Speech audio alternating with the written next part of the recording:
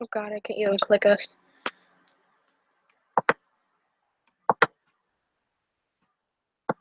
There we go, I can mute that.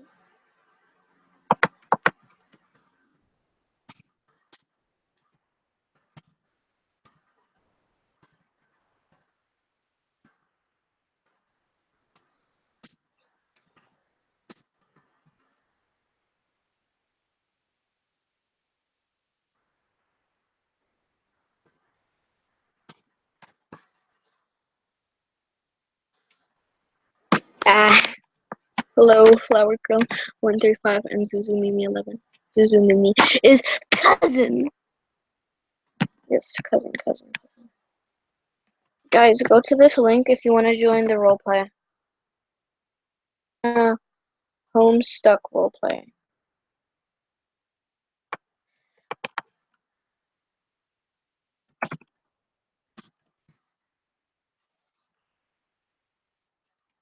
You have to know what Homestuck is to be in the RP, though.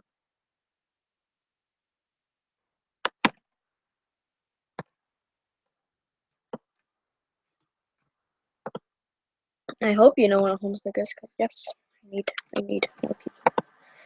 Here is the link again. I'm gonna keep on sending it.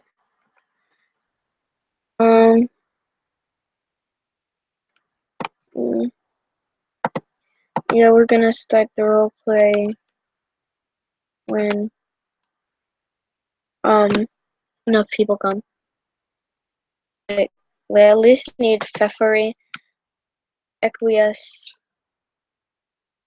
Tavros, or I don't know, just random ones. We just need a couple more people. It doesn't really matter who. It doesn't really matter when. We just need more people. I'm bored. That's why I'm doing the Homestuck roleplay. We literally have one person, but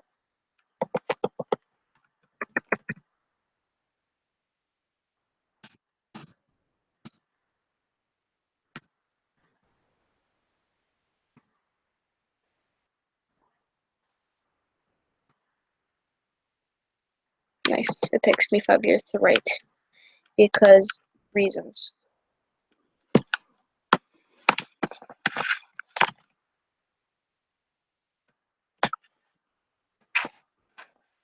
You have to read the description. If you don't have it, you can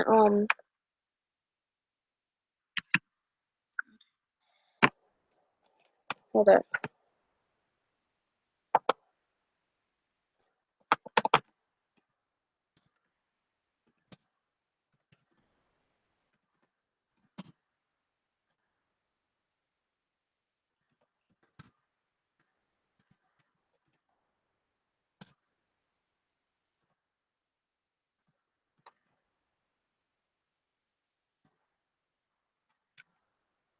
Okay.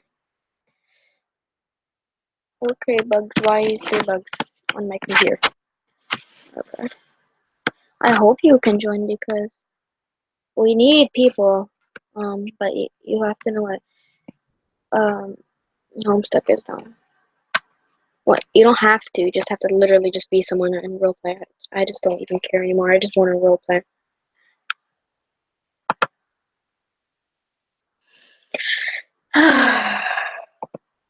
And whoever comes here, I'll add them.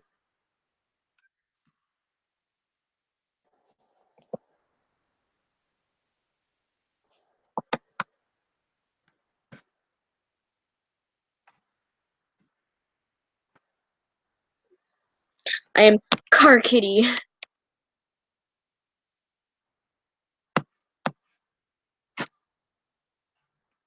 Casually scratches head in confusement.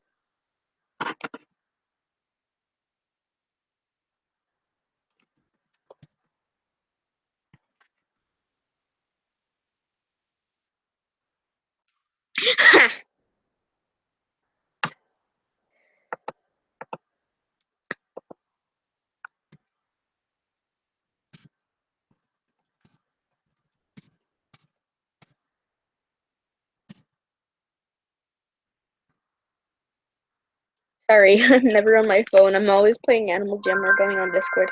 As a matter of fact, I'm going on Instagram right now.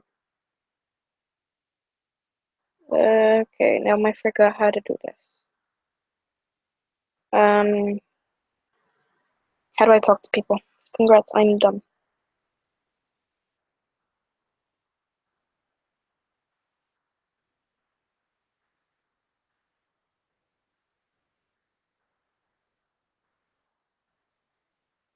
Trying to find how do I do this, but I don't know how because I forgot.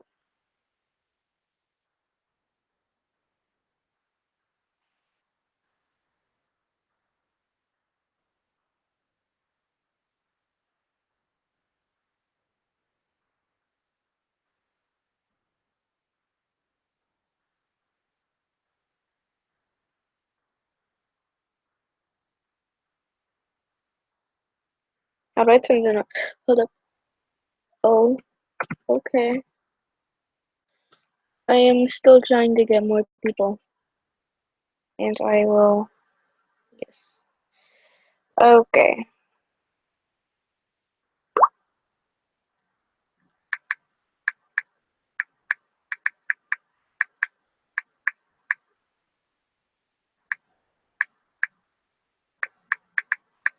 Hold up. I'm trying to get some more spikes.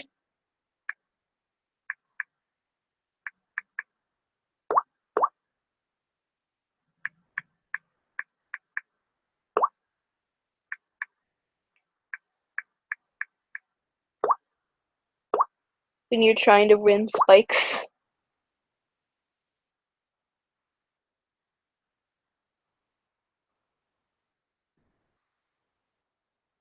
Me trying to get spikes is dying. Oh, okay, hold up. I would go like I forgot how to text you or like write you. Send message. There we go.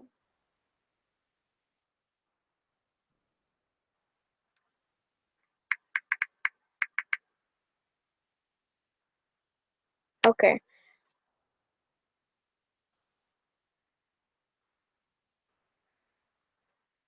Oh yeah. Shout out to David, Erwin, Julian, and maybe Matthew and Joshua and the other Joshua, Joshua Cruz and Joshua Hernandez. Those are my friends from school.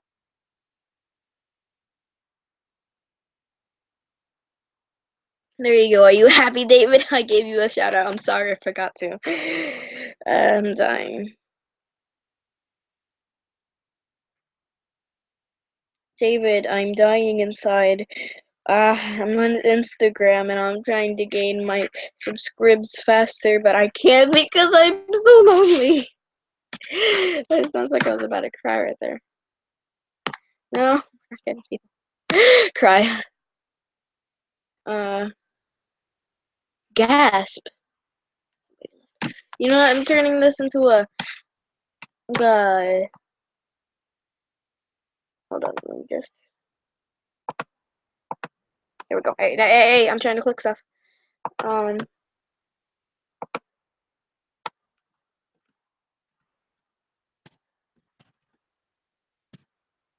some AJ2. There we go. Don't worry, I'm going on Animal Jam.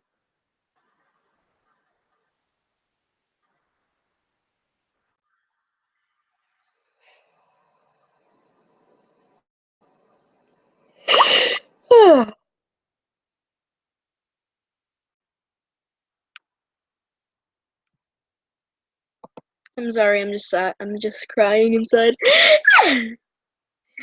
Okay, I advertise. Okay, that's good.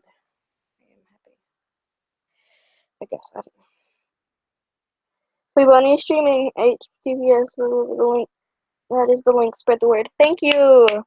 Why did I snap? But thank you. My Instagram.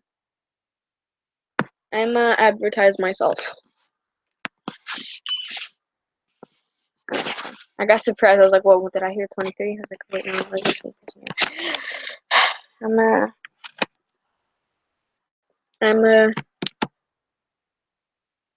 advertise too."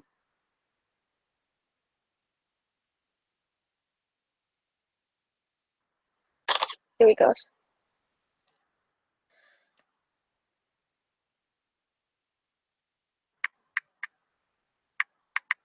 I'm live. I meant to put live.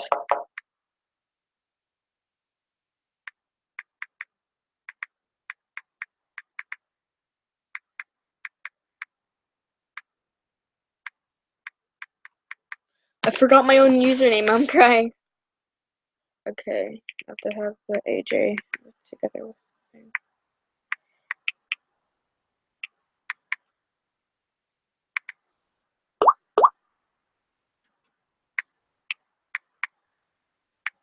There you go. Okay. Sure. I'm dying.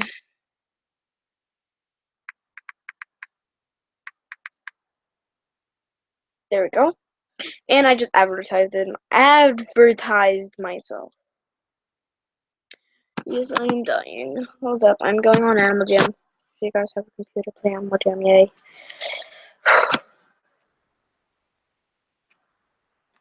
I don't know what's happening, never will at all. Cause I don't know it anymore, cause I really like this. I don't know if I have a life, cause life is really confusing. Cause I'm just singing some random bullcrap now because I'm bored. Killing myself yesterday, why am I singing this? Want to have this when I turn out.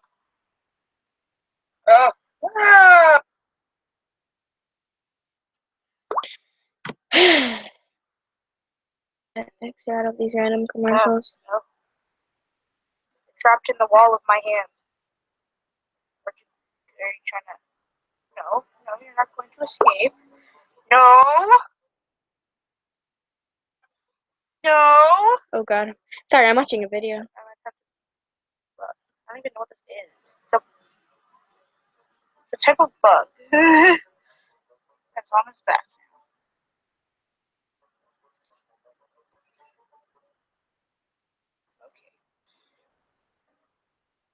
Okay. Oh gosh. Get back on my sleeve.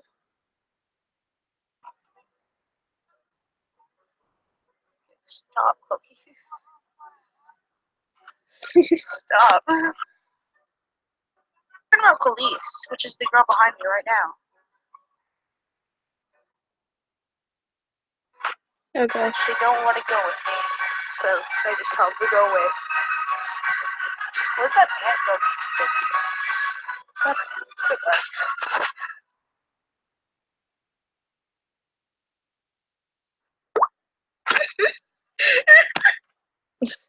Tater toddy.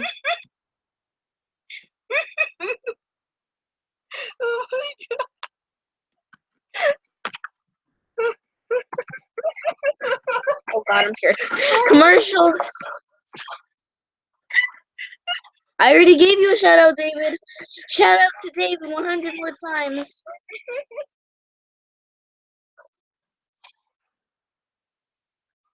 What is this?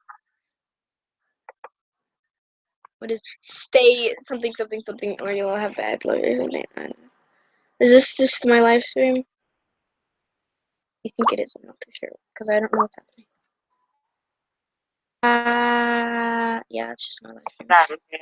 I have had enough of SpongeBob crashing the boat and sending me. Shout out to David Jimenez. Today I am going to do it.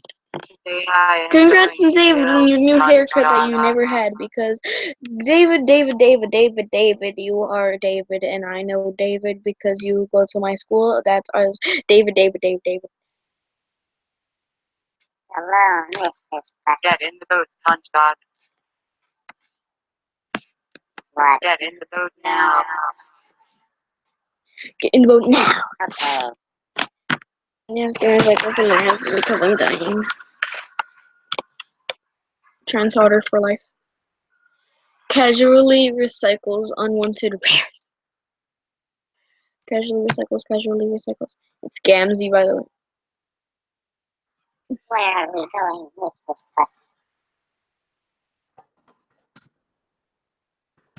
This is blood. Where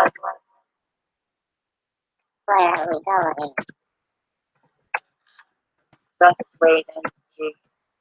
5 minutes later.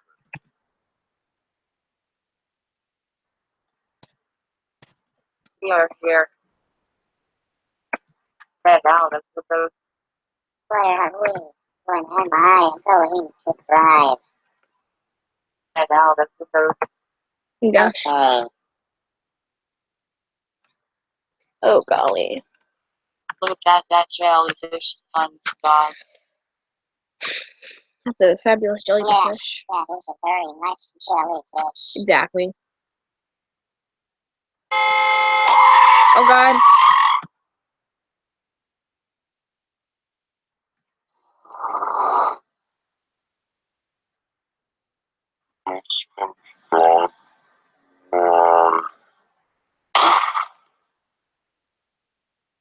Santiago.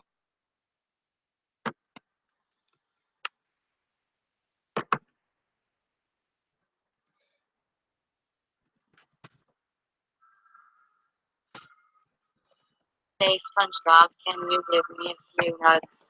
Sure, Sandy. More, please. Here you go. More. Okay. More, SpongeBob. More. Sandy, why don't you get them? You're standing right next to the table. Then bark on the tree. Then we're tree. Camera. Oh, SpongeBob. Okay, fine.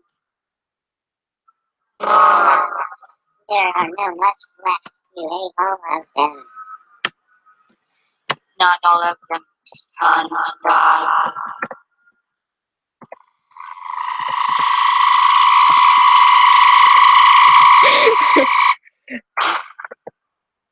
Santiago. Santiago. Santiago.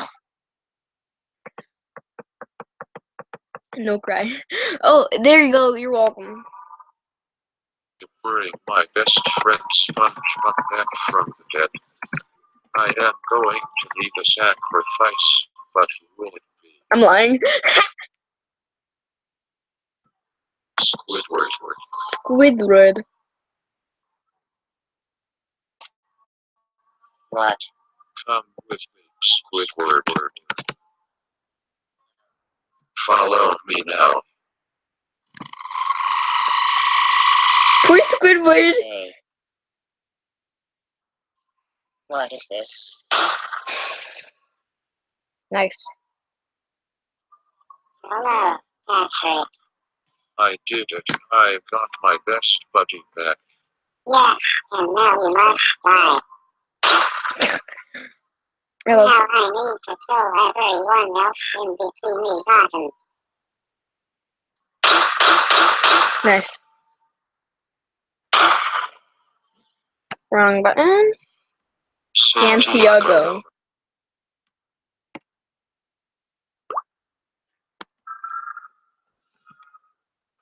Hold up, I'm being dumb again. Maha.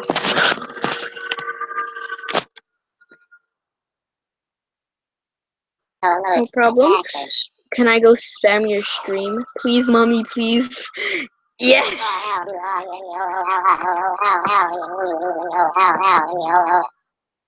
That is a Let me spam a little of Discord. Hello, SpongeBob. Which is me. Your cousin Stanley. Hello, Stanley. Want to watch some TV? Fago. Oh, okay.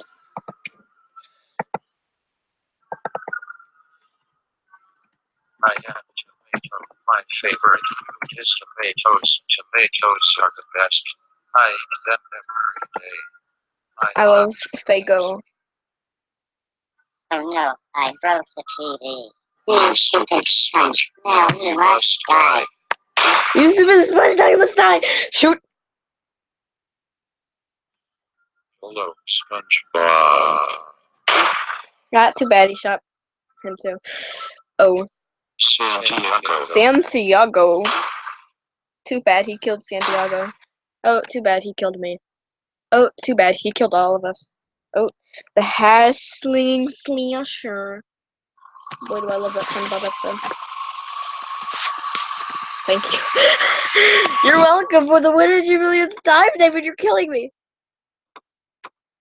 Let me get this. I regret doing that. The ugly crab. Boy, oh, I will see you tomorrow morning. Goodbye, Mr. Krabs.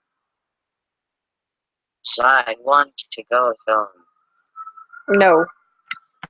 No. Oh, exactly. Yes, my underwater masterpieces now. Let's put my masterpieces here. The Hall of Masterpieces.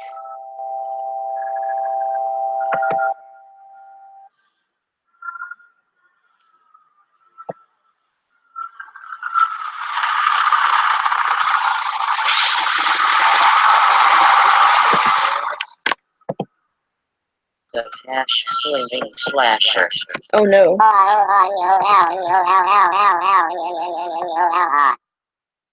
Put my favorite arts in here.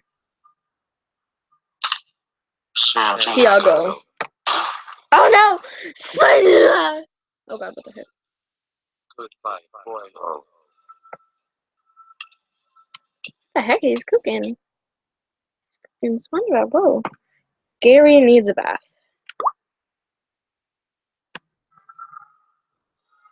There we go. Meow. Meow. There, Okay. it is time for a bath. Harry gets in the bath. No. Harry gets in the bath now. No. I'm having fun. I'm a Meow. meow. Harry, Snape, get down here now. No. Santiago. Triggered. I'm a triggered chicken. Dirt. Now you must die. Congrats. Santiago. The Lorax in a nutshell. I love Pantry's videos. I'm going to cut down all the trees to make my Oh, no. mead. I am the Lorax, and I speak for the trees. Stop cutting down these trees. I am the Lorax. The Lorlax. I already cut them all down. The trees say you need to die. Poor Trez. Get me a tree or I will kill you. Oh, okay. Somebody give me a set. I need a dress. I am the Lord. Here is your set. Here is your set. Let's plant it. Do not plant that set. It's too late. We already planted it. Okay. Let it grow. Let it grow. The Lord that Turn around and kill yourself. The trees say you all must die. Rest in peace.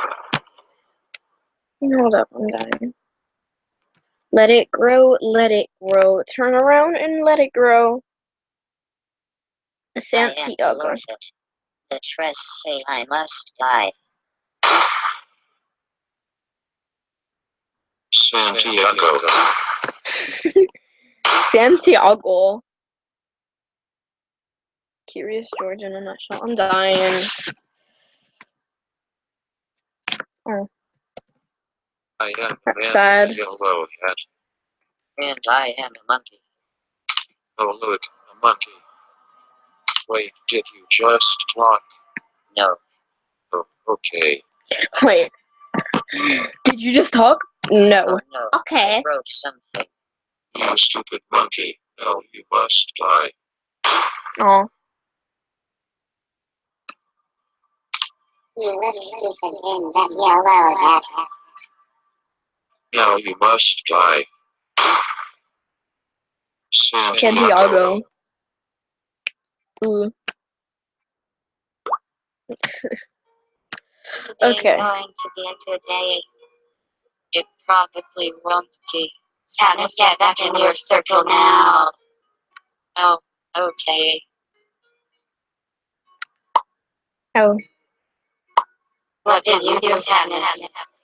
I didn't do anything. I'm getting the new barn because I'm bored. Bing bong. Ping pong. Poor ping pong. I'm gonna get the old barn.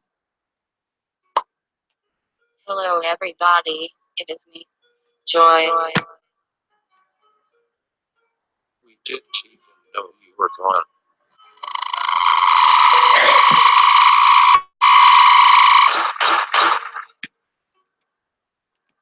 Santiago. Lag. Santiago. Dora in a nutshell. Gosh darn it, now I got my own Dora. Hey, come here.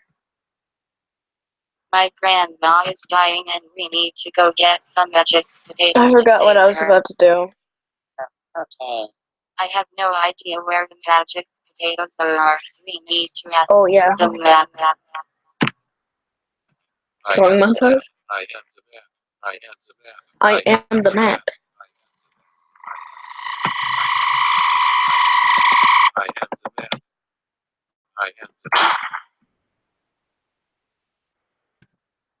In the intro, please. A sign that says magic potatoes. They are probably this way.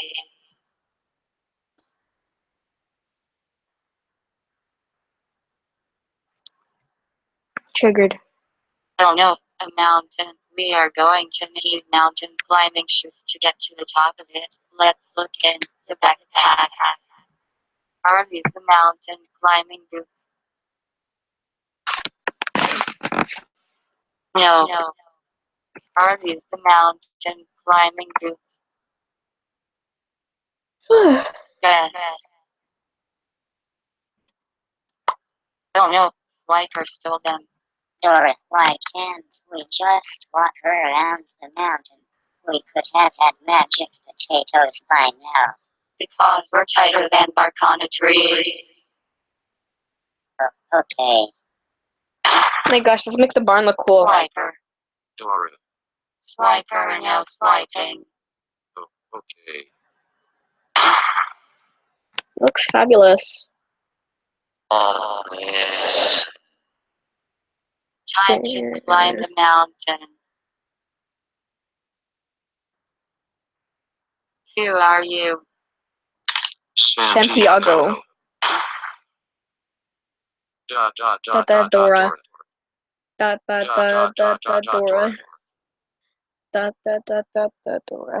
I like tomato. Okay, I'm bored. I am a tomato. My favorite food is tomatoes. Tomatoes are the best. I eat them every day. I love to hear them scream.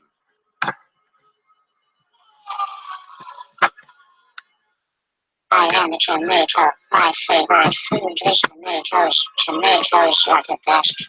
I eat them every day. I love to hear them scream. I am a tomato. My favorite food is tomatoes. Tomatoes are the best. I eat them every day. I love to hear them scream.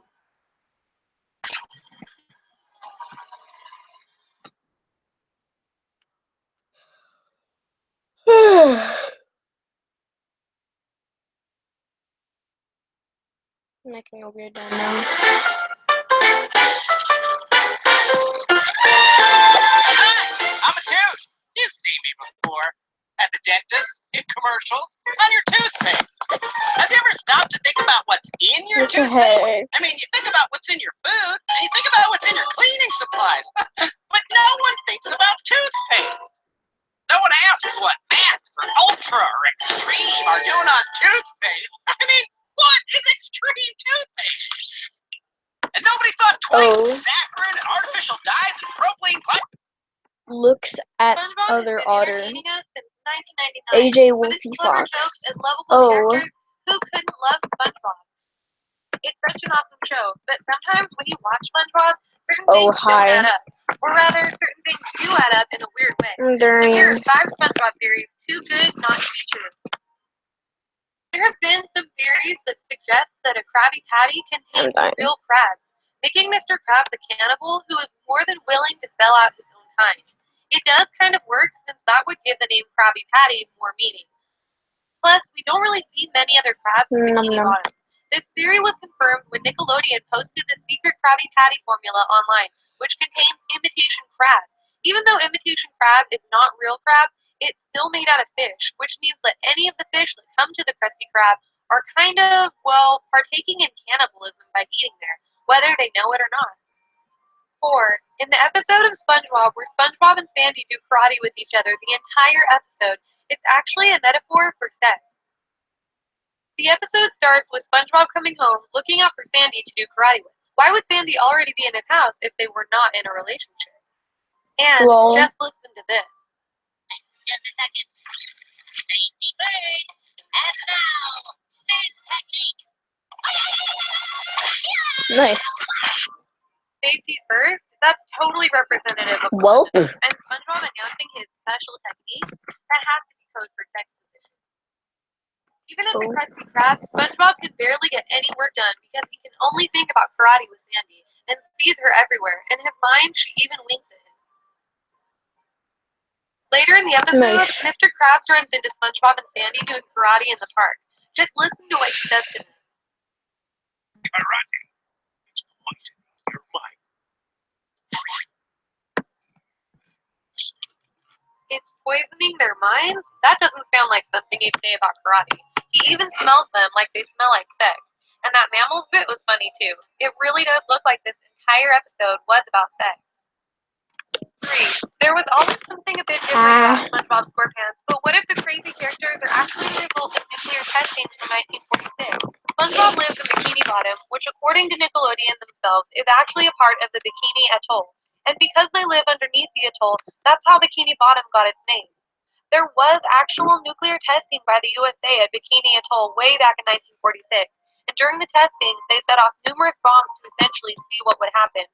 One particular bomb was nicknamed Baker and was let off 27 meters underwater. The theory is that the explosion makes SpongeBob's home and explains all the bizarre creatures living in Bikini Bottom with SpongeBob and his friends. Maybe the nuclear explosion is the reason SpongeBob and his friends are able to talk in the first place. My own personal theory, if this were true, is that since Sandy is the only one that's actually not from the sea, being that she's a land squirrel from Texas, she really decided to move to Bikini Bottom to study SpongeBob and all of them, and to study these creatures that the nuclear explosion created. But after staying there and becoming close with all of them, she abandoned her research of them and decided to stay with them in Bikini Bottom instead. She is into science after all, so that might not be so far-fetched. 2. The Dying. Welcome to the Chum Bucket episode of SpongeBob is a metaphor for a child going through the divorce of his parents. Mr. Krabs, the dad, loses SpongeBob in a card game custody battle to Plankton, the vindictive ex-wife. Plankton's computer wife, the step-parent, urges him to win him over with gifts. Answer is obvious. To get to the SpongeBob, you must show him compassion and understanding. But SpongeBob rebels and acts like a spoiled brat. In the end, Plankton admits he cheated, which could mean that he lied in court to get custody. This episode really does seem to be a metaphor for divorce, whether the writers had meant for it to be that way or not. 1. In the Being SpongeBob bored. movie, all of the characters in Bikini Bottom are immortal, or at least pretty close to it. Early on in the movie, SpongeBob assumes he will be receiving the manager position at the Krusty Krab too. One of his reasons for thinking this is because of his wall of 374 consecutive Employee of the Month awards. This means that he's been working at the Krusty Krab for Oh my gosh. approximately 31 years and 2 months at least, maybe longer. But he's passed over for the management position in favor of Squidward on the grounds that he's just a kid. That's odd that Mr. Krabs would consider someone who has held a job for 3 decades to be just a kid. Also, sea sponges live roughly 20 years, so no matter what, SpongeBob has something special about him that has allowed him to live this long. The fact that no one seems to care that he's almost twice the normal age at which a sponge would die implies that the characters are aware of his immortality. One person that we know is immortal is King Neptune. The fact that an ancient Roman figure is still alive in the time of David Hasselhoff shows that immortality might not be foreign to them, and that he and SpongeBob and the rest of them are all already immortal. At the end of the movie, SpongeBob shreds up and down a guitar as if he were a rock star. He's had enough time to master playing the guitar, in addition to being fully devoted to his job and having many other hobbies. Maybe these things are possible because he really is immortal. Alright, you guys, thanks for watching. Subscribe and leave a like if you like the video, and I'll see you guys next time. Peace.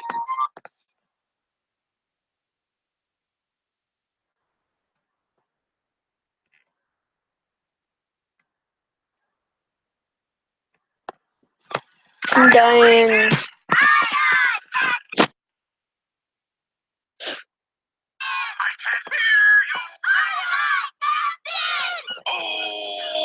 Oh gosh. Did you know? According to one of the show's writers, Doug Lawrence, the main cast of SpongeBob SquarePants were originally based on the 7 deadly sins. Some characters' sins are obvious, like Mr. Krabs' greed, Plankton's envy, Sandy's pride, and Patrick's sloth. Not as clear. Wrath could be Squidward because he has a bad temper. Gluttony could be Gary because of a running joke where SpongeBob must frequently feed the pet snail. Even then, it's not clear which character is supposed to be lust. Some fans suggest Pearl because she was one of the first characters designed for the show and is often portrayed as boy crazy. Other fans suggest SpongeBob as lust because of his deep love for his friends. However, it's likely the 7 Deadly Sins theme was only used as a rough guideline for designing characters and didn't stay for long. While developing SpongeBob, Stephen Hillenburg drew inspiration from one of his earlier projects. It was an educational comic called Intertidal Zone, which he made while working as a marine biologist. Hillenburg later attended Cal Arts and began a career in animation working on Rocko's Modern Life. Season, Hillenburg was asked to come up with ideas for a funny animal show. At first, he wasn't interested in creating a new cartoon, describing the workload as torturous, but his opinion changed after meeting with a Rocko writer, Martin Olson. Olson found the Intertidal Zone comic and told Hillenburg, "What are you, crazy?" As he brainstormed ideas for new characters, Hillenburg honed in on the sea sponge because he liked their strange shapes. But he later doodled the character as a kitchen sponge and found that the square shape was a good symbol for a nerdy personality. He wanted the sponge to be innocent and genuine, like Pee Wee Herman or Jerry Lewis. In fact, while developing the pitch for SpongeBob, Hillenburg and creative director Derek Dryman would watch Jerry Lewis films for inspiration, specifically The Errand Boy. At the beginning, SpongeBob's name was actually going to be Sponge Boy, and the show was going to be called Sponge Boy Ahoy. After the team discovered the trademark for Sponge Boy was already registered for a series called Flaming Carrot Comics. Sponge Boy, me Bob! The name SpongeBob came from Hillenburg's Intertidal Zone comic, which had a character named Bob the Sponge. The surname SquarePants came from an improv session between Hillenburg and Tom Kenny, the voice of SpongeBob. Kenny said the line, "What's a sponge with square pants and a tie thinking he can get a job at a fast food restaurant?" They felt the name SquarePants fit the clean-cut and nerdy personality of the character. At one point, SpongeBob could have had the voice for Plankton. Mr. Lawrence originally auditioned for the role of SpongeBob with a voice he described as a combination of Gregory Peck and Tony the Tiger. I'm ready. Hey, Gary, it's a beautiful day. The staff couldn't stop laughing at his audition and decided to give him the role for Plankton instead. I see. So fascinating. So wonderful. The narrator for SpongeBob has a French accent as an homage to oceanographer Jacques Cousteau. Cousteau was a pioneer of an early scuba gear system called the Aqualung. The device was used to film life underwater in a way that had never been seen before, and it inspired Hillenburg's lifelong interest in the ocean.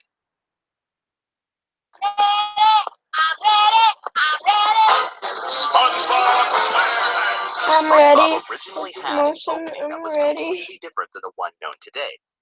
This opening sequence was created in 1997 along with the pilot episode Help Wanted. The show wouldn't debut publicly for another 2 years, and by then the opening sequence was replaced. The final opening features the actual lips of Hillenburg superimposed over a pirate named Pinky the Pirate. Who lives in a pineapple under the sea? The melody of the theme song is very similar to an old English sea shanty called Blow the Man Down. I sing you a song, a good song of the sea to me. Hillenburg wanted the opening to be as loud and annoying as possible to excite children, making them scream and jump and wake up their parents in the morning. Sadly. SpongeBob's house also has a hidden reason behind its eccentricity. He lives in a pineapple because the fruit has been traditionally seen as a symbol of hospitality in Western countries. During the colonial era, sculptures of pineapples were common features in doorways and other architectural decorations. But this symbolism was lost on Nickelodeon executives, who thought SpongeBob's house was too bizarre. The writers actually poked fun of the executives' reaction in the pilot episode. Yes, of course he lives in a pineapple, you silly. Nickelodeon executives feared that the show wouldn't resonate with children. At one point, they demanded SpongeBob be a child who lives with his parents and goes to school. Hillenburg hated this idea and almost walked away from the project altogether. Ultimately, they reached a compromise where certain episodes would feature SpongeBob's parents, and he would occasionally attend boating school. Tested well with children, and it was eventually given a green light. The show continued the storyboard and writing process used in Rocco, as well as Ren and Stimpy. This resulted in more visual gags and gave the show a different feel compared to script-based cartoons like The Simpsons, but it would occasionally cause internal conflict. According to animation director Andrew Overton, the team's animation directors and storyboarders didn't get along. The storyboarders had a specific vision for the show, and if that vision was changed in the animation process, they weren't pleased. This could go both ways, however. Sometimes storyboard writers would insist on changes after the animators started working, which would deeply annoy the animators. Steven Hillenburg and his staff never imagined SpongeBob would become a global hit. At best, they expected a level of success similar to Rocco's Modern Life or Ren and Stimpy. At the beginning of production, Hillenburg said he'd be happy doing only one season, but he actually stuck with the project for 3 seasons and a movie. According to writer Sam Henderson, Hillenburg planned to end SpongeBob after the 3rd season so they wouldn't, quote, jump the shark. There was a sense around the office that the crew were running out of fresh ideas. Kent Osborne, a writer who joined the staff for season 3, said, I came in with a million ideas, and I'd say, hey, let's do this. And they'd say, nah, we already did one like that. And not just SpongeBob. Story editor Meriwether Williams had worked on Angry Beavers, and she'd say, oh, we did that on Beavers. SpongeBob was one of the network's most popular shows, and Nickelodeon made sure the show continued. But the staff didn't share the network's enthusiasm. It turned out the process of creating SpongeBob was grueling, time-consuming, and paid poorly. One writer for SpongeBob stated in an interview with Hogan's Alley, you'd be horrified to hear what we all got paid. When you compare our salaries to the amount of money our work generated, we may well be the lowest paid people in the history of the planet. After the first movie, Hillenburg walked away from his position, feeling like he'd accomplished everything he'd set out to do. Many staff members left the series at this point too, either due to creative burnout or the desire to work on something new. The show started a 4th season with a restructured staff, which also resulted in a shift in tone and style for the show. Some fans had a negative reaction to this change, but Steven Hillenburg stated that he was happy the show had new blood working on it. Steve and some members of the early crew returned to work on the second SpongeBob film, Sponge Out of Water, released in 2015. Did you also know that requests for SpongeBob to appear in Super Smash Bros. Were publicly shot down by the game's creator? Or that one SpongeBob game was so bad it may have killed the studio that made it? If you want to know more about SpongeBob video games, click the annotation on screen to watch the Did You Know Gaming video on SpongeBob games. I'm your narrator, Inagata. I also wrote and edited the video you're watching. Check out my podcast, Kind Soundwaves, where I interview Kaiser Neko, editor and writer of YouTube's Dragon Ball Z Abridged. And if you're a gamer, check out my gaming channel, Nostalgia Trip, where we played through the entirety of SpongeBob SquarePants Battle for Bikini Bottom.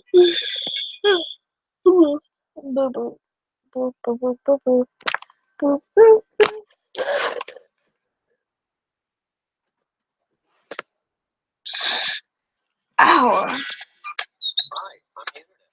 Got mail. What do you think I look like? Wiry. Oh, I love stuff. Give me more stuff.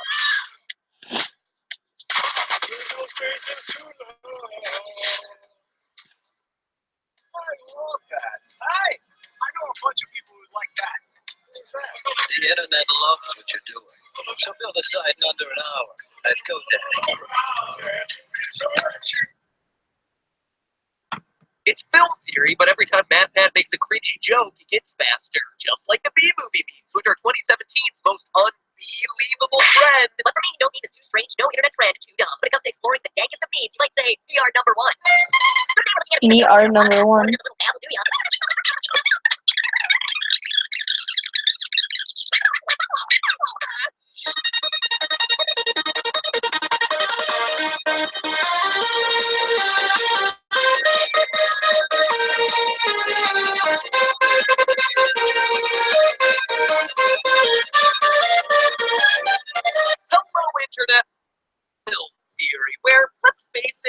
early in the year and all the most theorizable new movies aren't coming out for a couple of months. And sure, while I'm just as excited for 50 Shades Darker as the next guy, the most exciting things to be talking about these days are internet trends. But not just any internet trends about movies. Internet trends about really bad movies where Jerry Seinfeld is me trying to get it on with a human. Got everything? Yes, my friends, today is an A-plus theory about the Bee movie. Or rather, a theory on the Proud ultimate baby. meme that took YouTube by storm over the last couple months. Now, I know you've seen it because of the weird ways YouTube forces you to watch stuff like this. The entire movie without the bees. Or when they say bee, the video speeds up. But then it started to go off the rails. As the meta-ness of this started to spiral in on itself and more memes got looped in. Kind of like a Sharknado. It just became a parody of itself. Suddenly we started to see things like, and mind you, this is an actual video on YouTube that was actually edited together by someone. The Bee movie trailer, but every time they say Bee, it's We Are Number One. But every time it says one, it's the Legend 27 commercial. But for every third the Legend 27 commercial, its bass is boosted beyond comprehension. But the second to last one in every We Are Number One is replaced by Brent Daniel reading the entire Bee movie script. Also, the fourth We Are Number One is the Dank edition. And you would think that this is all just for the lulz, but no, this is an actual 8-hour, 47-minute movie where the channel Dr. Scrubbington edited together exactly that. Based on those rules. B-movie, We Are Number One, The Legend 27, all in one. We've got a bingo! Bingo over here, bingo!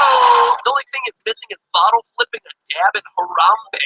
So, of course, leave it to the good readers of dank memes and Reddit to take this already absurd trend and blow it absolutely out of proportion. In an effort to take this to the absolute max, they created the ultimate B-movie mod, and I quote, one, the entire Ice Age mythology, but every syllable is replaced with the entire Toy Story trilogy. But two, every second that the color green is in frame, it's replaced with every video ever uploaded onto YouTube. But three, for every 10 seconds, every episode of The Simpsons plays. But four, every word with a vowel is replaced with the B-movie. But five, every time a bee is shown, it's replaced with every episode of SpongeBob played backwards. Stupid? Of course it is. Funny? Well, I thought so. But what really got me was that in the picture, they have this huge number for the runtime in there for comedic effect. And after I gave this post one enormously sarcastic eye roll, it got me thinking, how long would this video actually be? It seems like an impossible question. I mean, look at some of the things you have to solve for.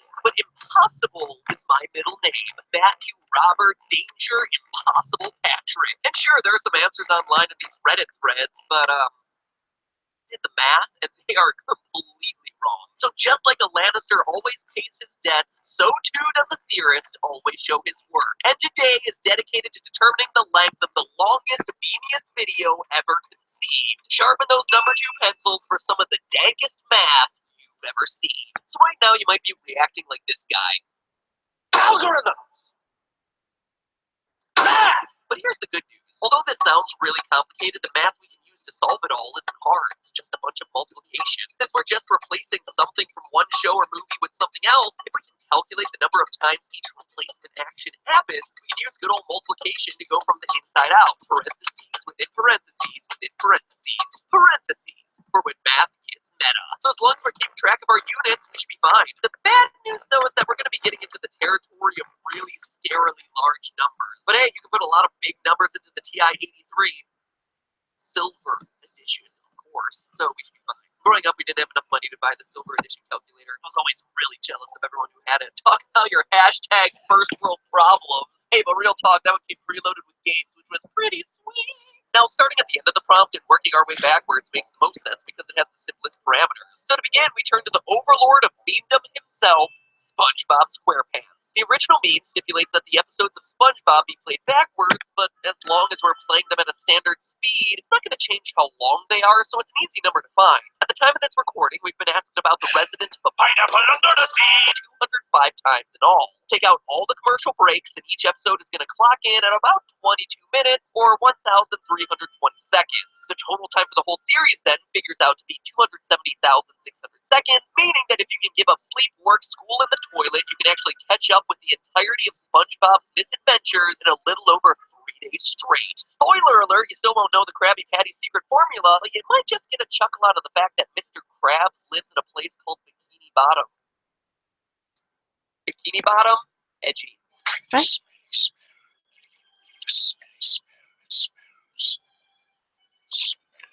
And sure, only 3 days might sound like we're getting off to a Smelly. slow start, but remember, that's 3 solid days of SpongeBob for every single instance of the other rules. So, are you ready for more math? I'm ready.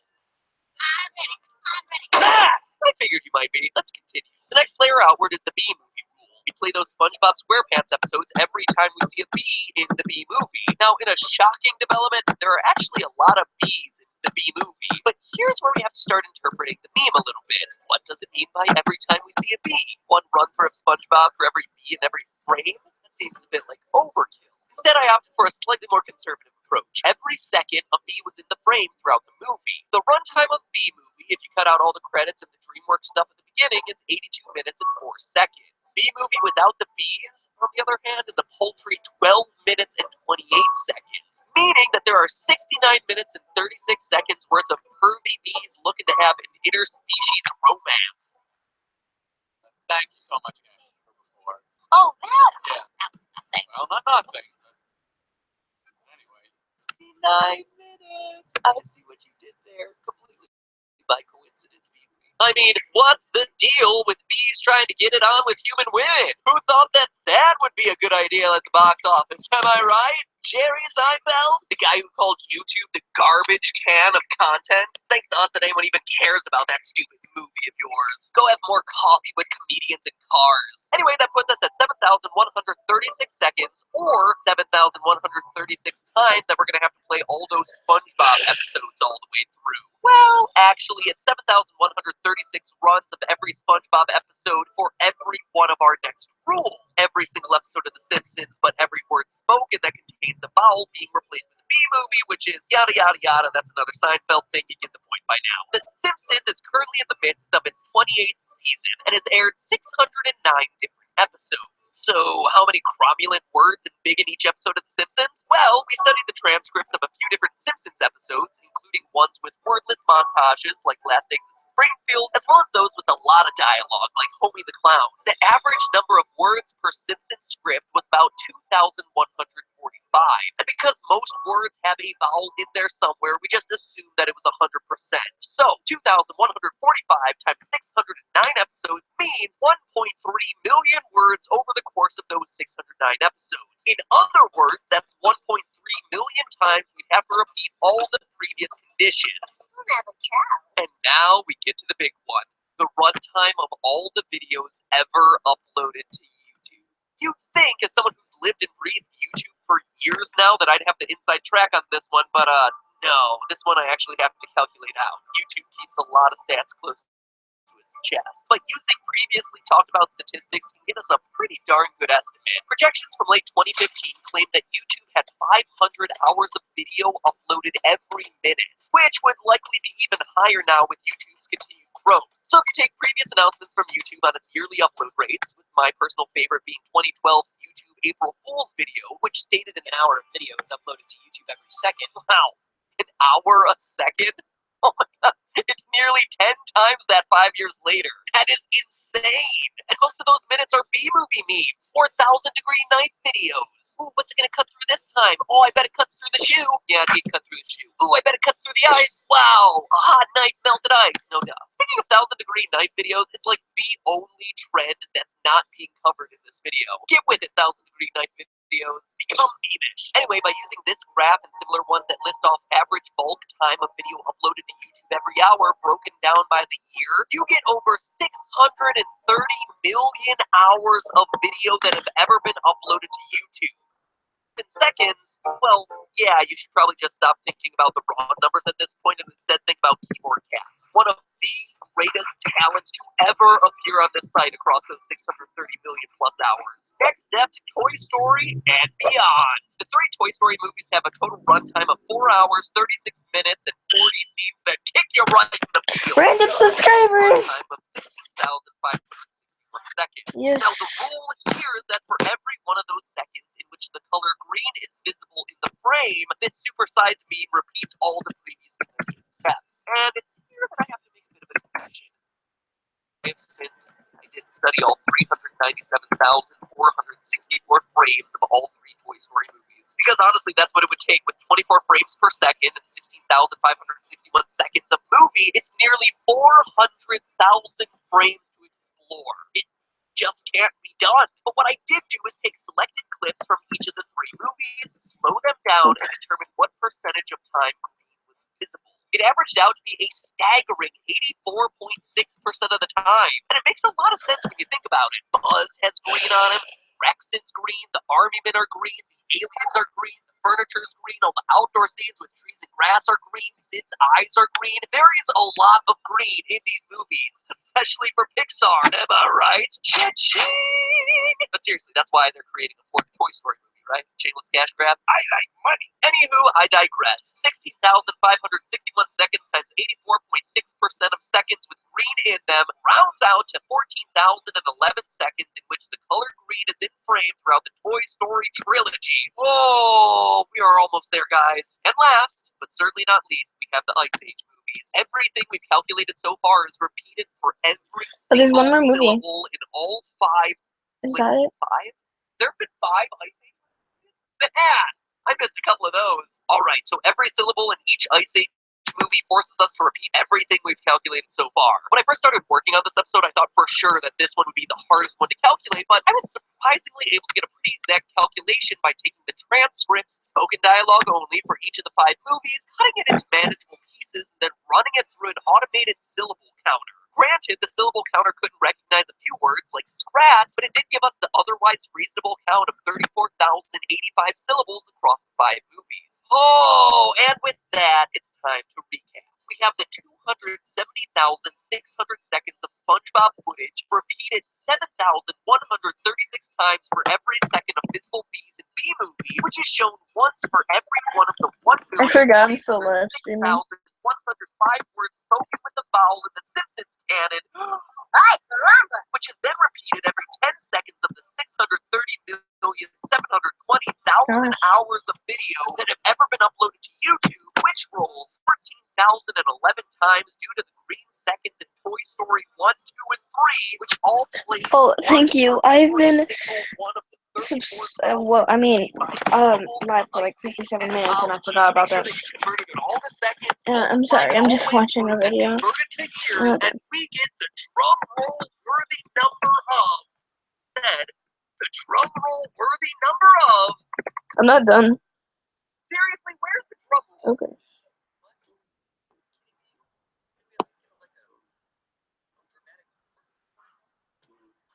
When you realize you're not done, but nobody cares. That's Triggered. fine. The dramatic slide whistle worthy number of 8 octillion, 672 septillion, 127 sextillion, 482 quintillion years. Or just about 8.5 octillion years if you round down. Now, if you're like me, you hear a number like that and you're like, what the heck does that mean? And yeah, when you're talking about numbers this huge, it's really hard to wrap your head around. So let's look at this giant number from a couple different angles. First, it's worth noting that Earth, as a planet, has been around a little bit more than 4.5 billion years. And the whole universe, about 13. I love this outfit so much. Now, billion and octillion might both sound like impossibly large numbers, but trust me, octillions are way bigger. If you started playing this video, I don't have that headband anymore. Recycle it.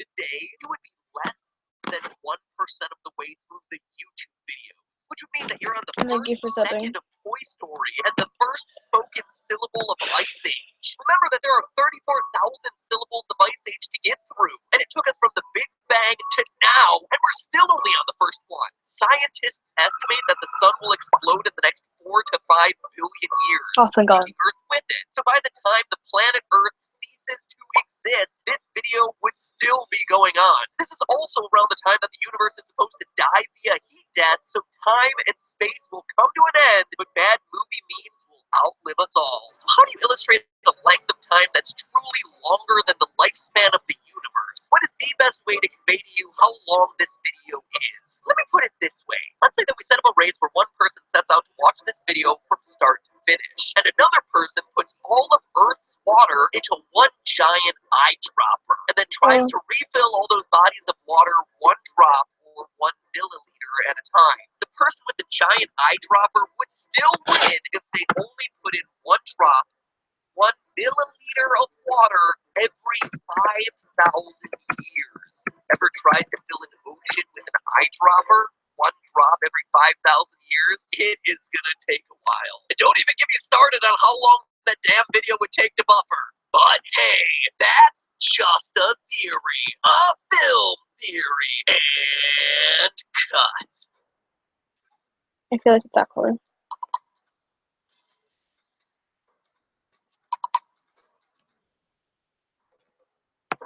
Okay, done.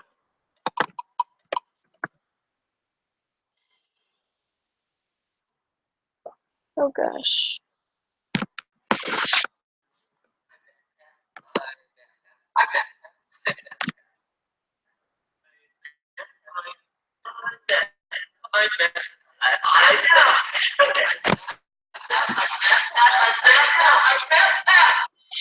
Matt Pat.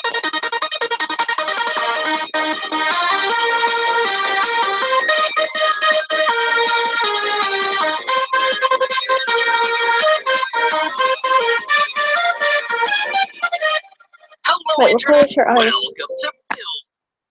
First and foremost, shout out to Isabella Oh, Taylor her from eyes the are blue. Notification Okay. Squad. Thank you so much for ringing the bell and officially being the first on the Golden Globes video. Now, even though this is technically a film theory, every once in a while I'll dip into the wild and weird stuff that you see on YouTube. Salad fingers, don't hug me, I'm scared. And today we welcome another member into the hallowed halls of weird YouTube channels that will haunt your dreams. But instead of me saying anything, I'll just let her introduce herself. She's quite good at it.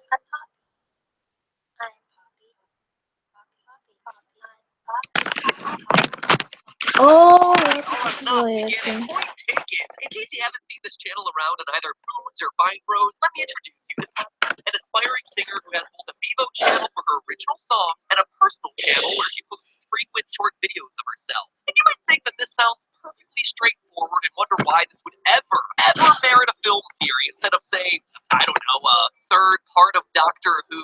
Well, it's because the content of the videos on her personal channel are a bit more than what they appear. Sure, she might inflate and deflate a rabbit toy over and over again, or cryptically talk about what time it is, or just read the Bible straight from the beginning for a solid 49 minutes. And at first glance, you might be thinking that Poppy's videos are just random for the sake of being random. There are plenty of other channels on YouTube guilty of exactly that. But Poppy's aren't. I've gone through every one of that Poppy's videos, and there are a bunch of them, as well as all her social feeds and websites, and there is definitely a much more sinister narrative going on here. Poppy and the other people behind these videos, most notably their director, named Titanic Sinclair, yes, you heard me right, his name is Titanic Sinclair, like the boat, and the author of the most famous muckraking novel of all time, The Jungle, Upton Sinclair, are using these videos to comment on what it takes to be a pop star in the modern age. And I don't mean struggling your way through the ranks from humble beginnings. I mean being churned out by a cold So machine and selling your confused and bored. Illuminati. You heard that right. Poppy equals Illuminati confirmed. Nice. Now that might sound like a far-fetched conclusion to draw, but the evidence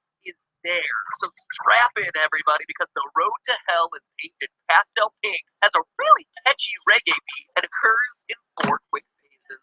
Phase number 1, innocent but sexual. One of the first things you'll notice about Poppy is that she appears very young. But how old is she really? Is she around 16, or maybe she's just a young-looking 20-something? It's hard to tell, and the people behind the channel are certainly interested in keeping her age a secret. As Poppy said in an interview with Racked.com, quote, I don't want people to talk about how old I am. I want to talk about what I'm making. Either way, the clues to Poppy's youth are everywhere in her early videos. Her very first video Okay, the shows team her is eating flowers. cotton Okay. candy. In another, she's playing He Loves Me Not with a flower. Yet another shows her hula hooping, and the name of her first extended play is called Bubble Bath. These choices are clearly no accident, because when asked in an interview to describe her style in 3 words, Poppy states, Barbie, kawaii, child. Barbie explains the pink clothes and blonde hair, and kawaii, the Japanese concept of cuteness, exemplified by things like Hello Kitty, is also pretty obvious. One look at her music video for Money, and you see that Japanese aesthetic everywhere. But child is the important one, because it connects her to so many young blonde pop stars that we've seen over the past 20 years.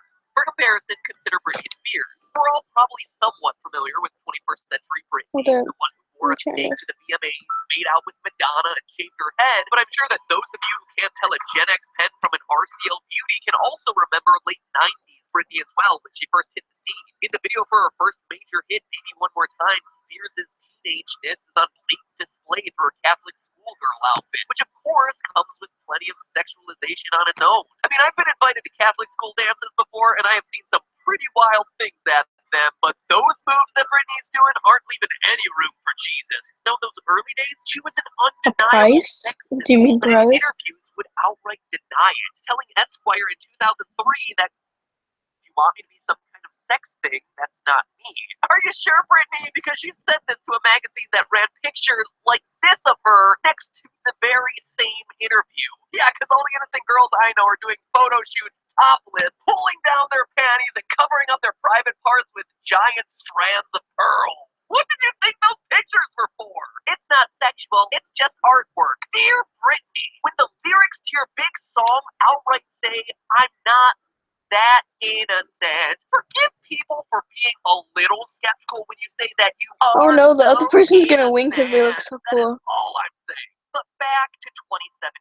It's hard to deny that Poppy is drawing some parallels here. Just compare this still of Poppy from the video where she introduces herself to the Whoa, she won!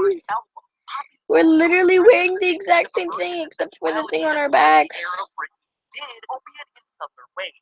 Take a moment from the video for Poppy's biggest single, Low Life. She's seated at a table with the devil, more on that one later, who peels a banana, puts it in his mouth, and doesn't start to eat it. That, sir, is a choking hazard, Mr. Satan. Didn't anyone ever tell you to chew your food? Sure, we don't see anything particularly graphic going on here, but Poppy's reaction tells us pretty much everything that we need to know. Sex is not a part of Poppy or her message, but the companies that manage, publicize, and basically create pop stars don't care what your message is. In the words of another pop star, Pink, and her song Don't Let Me Get Me, quote, LA told me you'll be a pop star, all you have to change is everything you are. They want their stars to be sexually appealing because it gets them attention and helps them sell to adults while still staying innocuous enough that parents don't find them too harmful for the younger fans. And if they're able to pull off this balancing act, Triggered, she's wearing the same exact stuff as me. dollar bill. Admittedly, this is the most self-explanatory of the phases, but it's one that the creators of the Poppy channel definitely want to acknowledge in their story. The first indication of money that we get is in the video I Made $500, in which Poppy gleefully examines and counts a stack of 5 $100 bills she's received. How she earned that money isn't entirely clear, though perhaps it's the result of the video titled Tide Commercial, in which Poppy declares her love for Tide and talks about how much better her life is as a result of the detergent. But even more egregious than that is the song Money, which shamelessly promotes materialism with lyrics like, Money can buy happiness, and why is it so fabulous? we can draw parallels to pop music here, but it's pretty obvious. With fame comes money. But of course, with fame and money, there comes some drawbacks, and that takes us to phase 3, losing control of your message. If there's one way to make your fan base turn on you, it's becoming a hashtag sellout. Once a celebrity gets hot, their list of responsibilities goes way beyond just making music. At one point, Lady Gaga considered quitting music altogether, citing that she was unhappy with a variety of things, but especially being used to make other people money by doing things like selling fragrances or standing around taking pictures. When she stopped doing those things, she says, she remembered who she was, as though taking away everything behind the scenes restored her individuality. Similarly, there are outside forces that try to control what Poppy has to say in a lot of her videos. In Low Life, the first music video I talked about earlier, we see men in suits and breathing masks and wheelchairs. The men behind the scenes pulling the strings and trying to get Poppy to sell out to the devil and his banana. Poppy in this video is able to reject their control, as shown by her shoving them off stage. But fast forward to more recent videos, and this tide has started to change. In the video titled Shirt, Poppy is holding a t-shirt containing her lyric, if money can't buy happiness, then why is it so fabulous? Poppy looks off camera and asks, What do you want me to say? the answer we get is garbled and mechanical, but if you alter the pitch using audio manipulation tools, you get this. Just read what's on the shirt. At which point, Poppy reads the slogan. Later in the video, the voice tells Poppy to tell the people to buy the t-shirt, and she complies again. This represents a time recently after a pop star has become famous and is being pushed around to do and say and promote everything that other people. In a recent video called I'm Not Lying to You, we we get another cryptic message from a skull that speaks to Poppy in reverse. Decoded, it says, but unlike before, this time Poppy doesn't follow instructions, claiming that I used to be more honest, but now they won't let me. in fact, Poppy makes a lot of references to an unseen but powerful they in many of her videos. So, who are they? Are they on set with her? Well, yes, but it's also far more dangerous than that. Here's where things start to go off the rails. In Japan, we get the typical Poppy-esque statement like, What's the difference between Hollywood and Japan? and, Will you come to Japan with me? but towards the end of the